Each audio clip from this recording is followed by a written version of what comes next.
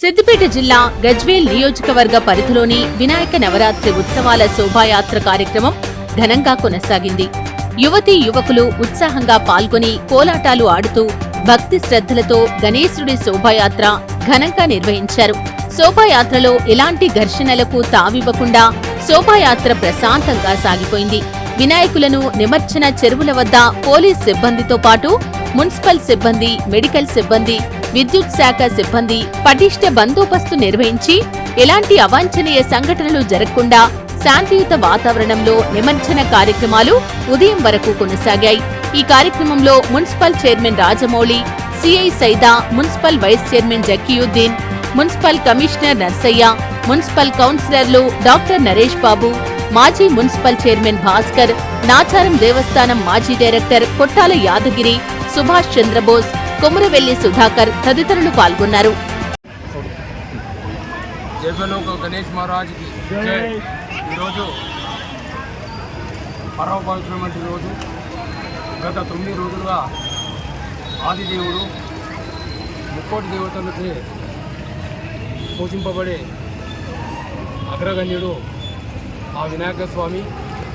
ఏ శుభకార్యాలైనా మనము మొట్టమొదట పూజించే దేవుడు గణేశుడు. ప్రపంచవ్యాప్తంగా గణనాథుని పూజలు వైభవంగా జరిగినాయి. అదే క్రమంలో మన గజ్వేల్ పట్టణంలో గత 9 రోజులుగా దాదాపుగా 230 విగ్రహాలు ఏర్పాటు చేసుకొని గజ్వేల్ ప్రజ్ఞాపూర్ మున్సిపాలిటీ ప్రజలందరూ కూడా కుటుంబ సమేతంగా 9 రాత్రులు పూజలు జరిపి ఈరోజు నిమజ్జనోత్సవ కార్యక్రమము ప్రారంభమైంది.